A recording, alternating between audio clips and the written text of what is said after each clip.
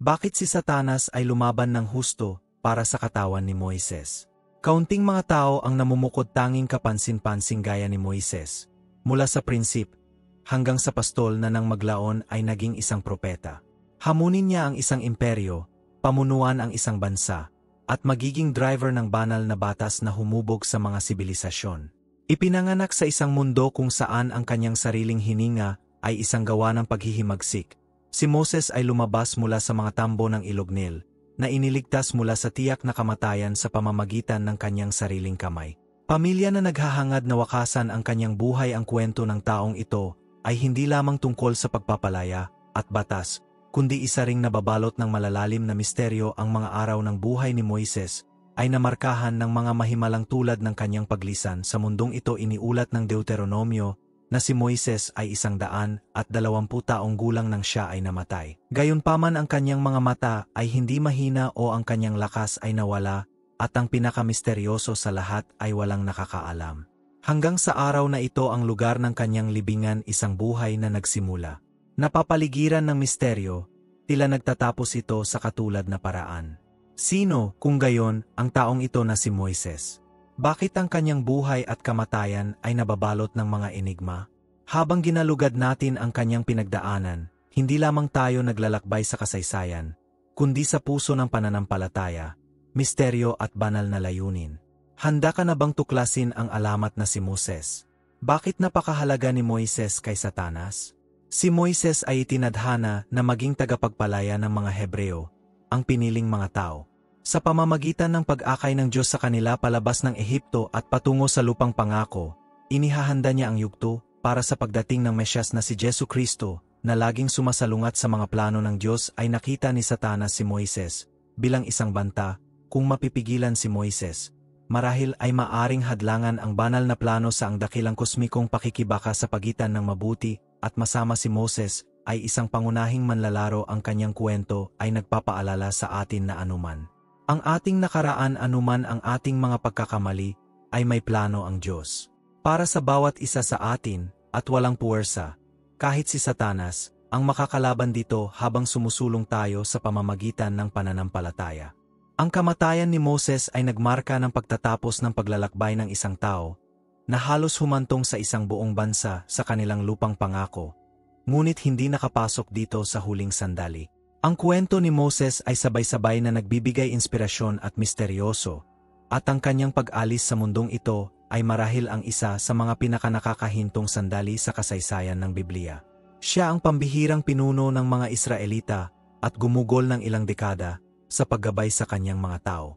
Hinarap ng disyerto ang makapangyarihang paraon, hinati ang dagat na pula at natanggap ang 1-0 utos sa tuktok ng bundok Sinai. Gayunpaman, pagkatapos ng lahat ng kanyang hindi kapanipaniwalang mga tagumpay at mga pagsubok sa pananampalataya na kanyang napagtagumpayan, hindi siya pinayagang pumasok sa lupang pangako kasama ng mga taong kanyang kaya. Masigasig na pinamumunuan ni Moises ay hindi pumasok sa lupang pangako si Moises. Ang dakilang pinuno na nanguna sa kanila palabas ng Ehipto ay nadama ang bigat ng mga inaasahan ng bayan na kasama ng Diyos. Sila, sa bawat yugto ng paglalakbay, ay nagbibigay ng manna mula sa langit at tubig mula sa mga bato. Gayunpaman, sa isang tiyak na araw, sa tubig ng Meriba, nadaig siya ng mga pagkabigo ni Moises. Ang mga tao ay nagreklamo, "Bakit mo kami inilabas sa Ehipto upang patayin sa uhaw kami, ang aming mga anak, at ang aming mga alagang hayop?" Dahil sa mga sigaw na ito, humingi si Moises ng patnubay mula sa Diyos. Inutusan siya ng Panginoon na kunin ang tungkod at, kasama ng kanyang kapatid na si Aaron, tipunin ang kapulungan at kausapin ang bato sa harap nila. Bumulwak ang tubig mula sa kanyang mga mata, ngunit bago napuno ng galit ng karamihan ang paghatol ni Moises, sa halip na magsalita sa bato gaya ng itinuro ng Diyos, hinampas niya ito ng 2 beses ng kanyang tungkod at bumulwak ang tubig habang ang mga tao ay nagalak sa himala sa harap nila. Ang Diyos ay umalingaw-ngaw sa tainga ni Moises, "Dahil hindi kayo nagtiwala sa akin ng sapat upang parangalan ako bilang isang banal sa paningin ng mga Israelita, hindi ninyo akayin ang pamayanang ito sa lupaing ibibigay ko sa kanila sa kapatagan ng Moab na may kasamang." Habang ang lambak ng Jordan ay nakaunat sa harap niya, umakyat si Moises sa bundok Nebo.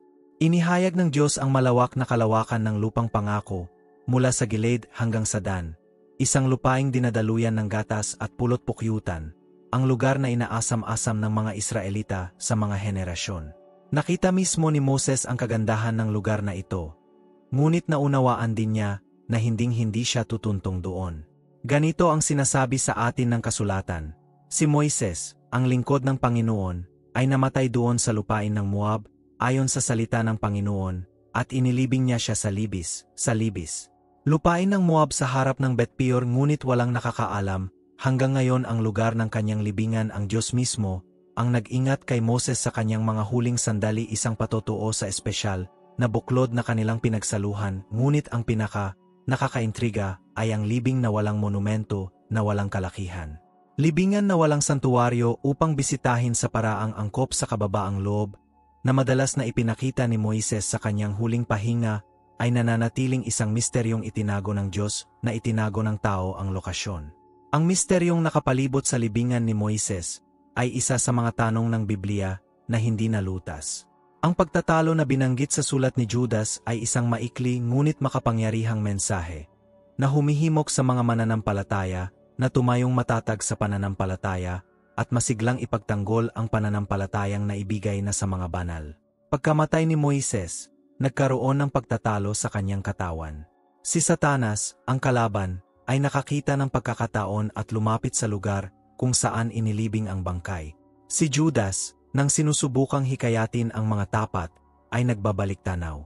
Iba't ibang mga kaganapan at individual mula sa lumang tipan sa mga mapang-akit na salaysay na ito ay mayroong isang partikular na misteryosong pangyayari na binanggit maging ang Arkanghel Michael nang makipagtalo siya sa Diablo tungkol sa katawan ni Moises ay hindi nangahas na hatulan siya dahil sa paninirang puri, ngunit sinabi ng Panginoon na sawayin ka habang kami. Hindi alam ang eksaktong mga dahilan kung saan si Satanas ay magtatalo tungkol sa katawan ni Moises. Ang ilang mga interpretasyon ay maaring maging kapaki-pakinabang kay Moises sa paggawa nito, hindi lamang siya. Masisira nito ang alaala ng dakilang propeta, ngunit gayon din ang kabanalan ng Diyos mismo. Ang paglapastangan sa kung ano ang sagrado sa Diyos ay kumakatawan sa isang simbolikong tagumpay para sa idolatriya. Si Moises ay iginagalang ng mga Israelita. Si Satanas, na laging tuso, ay maaring nakilala ang potensyal na gawing isang idolo ang katawan ni Moises. Sa pag-uudyok sa mga Israelita, na ituring siya bilang isang espesyal na bagay na dapat sambahin, ililigaw niya sila. Ang pagtalikod sa kanilang mga puso mula sa Diyos at ginagawa silang sumamba sa isang bagay lamang sa halip na ang pinakamakapangyarihan sa lahat.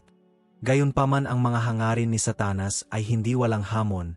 Ang Arkanghel Michael, isang makapangyarihang mandirigma ng Diyos, tagapagtanggol ng kalooban ng Diyos at tagapagtanggol ng matuwid, ay tumayo sa pagtatanggol sa katawan ni Moses, ngunit kahit na sa harap ng gayong makapangyarihang kalaban, ay hindi gumamit si Michael ng mga sumpa o maliliit na argumento, sa halip ay tumugon siya sa pamamagitan ng isang makapangyarihang pahayag na nagdiin sa pinakamataas na awtoridad ng Diyos.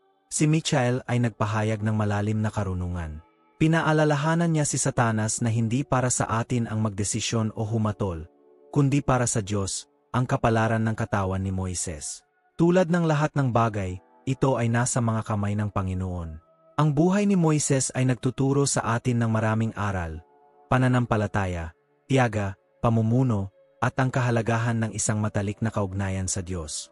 Gayunpaman, ang kanyang kamatayan ay nagpapaalala sa atin na kahit na ang pinakadakila, tayo sa huli ay nasa mga kamay ng Diyos, at kung minsan ang mga misteryong iniiwan niya ay ang pinakamalalim na aral sa lahat ng kaugnayan ni Moises sa Diyos. Si Moises ay nagbahagi ng isang hindi kapanipaniwalang matalik na relasyon sa Diyos. Ang pagiging malapit na ito ay makikita sa ilang mga sipi, paano direktang komunikasyon, kung saan ang Panginoon ay nagsalita kay Moises sa mukha bilang isang nakikipag-usap sa isang kaibigan. Bilang isang tagapamagitan, si Moises ay madalas na nakatayo sa pagitan ng Diyos at ng mga Israelita kapag ang mga Israelita ay nagkasala, at si Moises ay namagitan para sa kanila, na nakuha ang tugon ng Diyos. Halimbawa, pagkatapos ng insidente ng Gintong Guya, nakiusat si Moises, "Ngayon, pakisuyo, patawarin mo ang kanilang kasalanan. Kung hindi, pawiin mo ako sa aklat na iyong isinulat." Ang patotoo ng pagkabuhay na mag-uli at ang pagpapakita ni Moises sa tabi nina Elias at Jesus sa panahon ng pagbabagong anyo ay nagpapahiwatig na siya ay itinaas o inilipat sa langit. Maaring hinahangad ni Satanas na pigilan ito upang matakpan ang patotoo ng kapangyarihan ng Diyos sa kamatayan. Si Moses ang kumakatawan. Ang batas na ang kanyang katawan bilang isang simbolo ay naging isang mahalagang tropeo para kay Satanas sa pag-angkin sa katawan ni Moises. Si Satanas ay maaring sinubukang angkinin ang autoridad o tagumpay laban sa batas bilang ang tagapag-akusa ay sinubukan ni Satanas na akusahan si Moises, batay sa kanyang mga kasalanan tulad ng paghampas sa bato o pagpatay sa Ehipsyo upang angkinin ang kanyang katawan. Gayunpaman ito ay biyaya ng Diyos na nagliligtas, hindi sa ating sariling katarungan. Sa madaling salita, ang natatanging relasyon ni Moises sa Diyos. Binigyang diin niya ang kaugnayan nito sa plano ng Diyos. Ang pagtatalo ni Satanas sa katawan ni Moises ay maaring isang pagtatangka na bigin, siraan, o makamit ang isang simbolikong tagumpay laban sa mga layunin ng Diyos. Ang pamumuno ni Moises ay nailalarawan sa pamamagitan ng ilang natatanging katangian. Nagpakita siya ng katapatan sa pamamagitan ng patuloy na pagtitiwala sa patnubay ng Diyos, kahit na pakiramdam niya ay hindi siya sapat. Nagtiwala si Moises sa plano ng Diyos, ngunit minsan ay sinabi niya sa Diyos, "Para kanino ako? Pumunta kay Faraon at ilabas ang mga anak ni Israel mula sa Ehipto." Ng pagpapakumbaba sa kabila ng pagiging pinili ng Diyos, si Moises ay nanatiling mapagpakumbaba. Ngayon si Moises ay isang napakahamak na tao na higit na mapagpakumbaba kaysa sinuman sa balat ng lupa. Pagsunod, si Moises ay sumunod sa mga tagubilin ng Diyos kahit na sila ay may hamon na itinatag niya. Ang 1-0 utos at iba pang mga batas ayon sa tagubilin ng Diyos. Ang matibay na pamumuno ni Moises at ang kanyang malapit na kaugnayan sa Diyos ay ginawa siyang isang figura. Mahalaga sa biblikal na salaysay, si Satanas bilang isang kalaban ng Diyos at ng kanyang mga tao ay natural na naghahanap ng mga pagkakataon upang hamunin o sabotahe ang mga banal na plano. Ang pagtatalo sa katawan ni Moises ay maaring bigyang kahulugan bilang isang direktang hamon sa pamana at impluensya ng isang pinuno na kasing halaga ni Moises. Ang pananampalataya ni Moises ay kapansin-pansin sa buong buhay niya, mula sa pagtalikod sa pagkahari ng Ehipto upang makilala sa mga Hebreo, hanggang sa pagtitiwala sa Diyos na hawiin ang dagat, kula at magbigay para sa mga Israelita sa disyerto. Gayunpaman, tulad ng bawat tao na si Moises ay nagkaroon ng kanyang mga sandali ng pagdududa at pagsuway tulad ng paghampas sa bato sa halip na kausapin ito gaya ng iniutos ng Diyos. Na ang koneksyon sa pagitan ng pananampalataya ni Moises at ng pagtatalo ni Satanas ay isang patunay ng espiritual. Mga katotohanan kung paanong ang pananampalataya ni Moises ay nagpakita ng katotohanan ng kapangyarihan at pag-ibig ng Diyos. Ang pagtatalo sa kanyang katawan ay nagpapakita ng tunay na labanan. Espiritual na kasangkot sa pakikibaka sa pagitan ng mabuti at masama. Ang halaga ni Moises bilang isang matuwid na pinuno. Mahalaga siya sa plano ng Diyos para sa mga Israelita, na kumakatawan sa maraming paraan bilang pasimula kay Jesus. Si Satanas, na laging sumasalungat sa mga plano ng Diyos, ay maaring naghangad na siraan o diwastong manipulahin ang katawan ni Moises para pahinain ang loob ng mga Israelita o baluktutin ang inaasahang tanda ng pagkabuhay na mag-uli ng Diyos.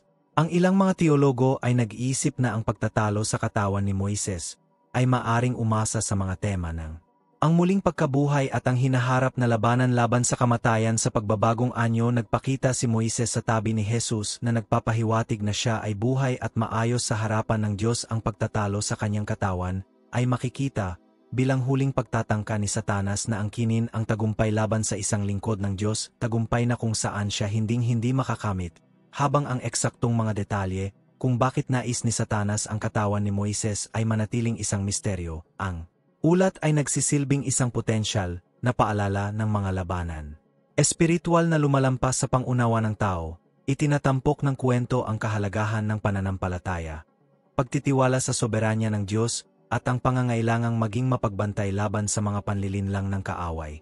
Manalangin tayo. Ama sa langit, lumalapit kami sa iyo ngayon, na inaalala ang salaysay kung saan si Michael, ang arkanghel, ay nakipagtalo sa Diablo tungkol sa katawan ni Moises. Kung paanong may mga hindi inaasahang labanan sa espiritual na larangan. Panginoon, kinikilala namin na marami sa amin ang nahaharap sa mga pakikibaka at hamon. Nakatago sa aming pang-araw-araw na buhay batid namin o Diyos na ang kalaban, ay naghahangad na magnakaw ng pumatay at sirain ngunit kami rin ay nagpapahinga sa katiyakan na ikaw ay naparito upang kami ay bigyan ng buhay at buhay na masagana. Halina't naway ating alalahanin na siya na nasa atin ay higit na dakila kaysa sa nasa sanlibutan. Ingatan mo ang aming mga kilos at pag-iisip kay Kristo Jesus, at naway lagi kaming mag-ugat sa iyong salita at iyong walang hanggang pag-ibig. Hinihiling namin ang iyong pangangalaga sa aming buhay, sa aming mga pamilya at sa aming mga komunidad. Habang ang kalaban ay naghahangad na agawin kung ano ang sa iyo, naway lagi nating ipaalala ang tagumpay na mayroon tayo kay Kristo. Sa mga sandali ng kawalan ng katiyakan at kahinaan, tulungan kaming gamitin ang autoridad na ibinigay mo sa amin. Ibinibigay namin sa iyo ang aming mga pagkabalisa, takot at pag-alinlangan, nagtitiwala na ginagawa mo ang lahat ng bagay para sa aming ikabubuti, sa makapangyarihang pangalan ni Jesucristo.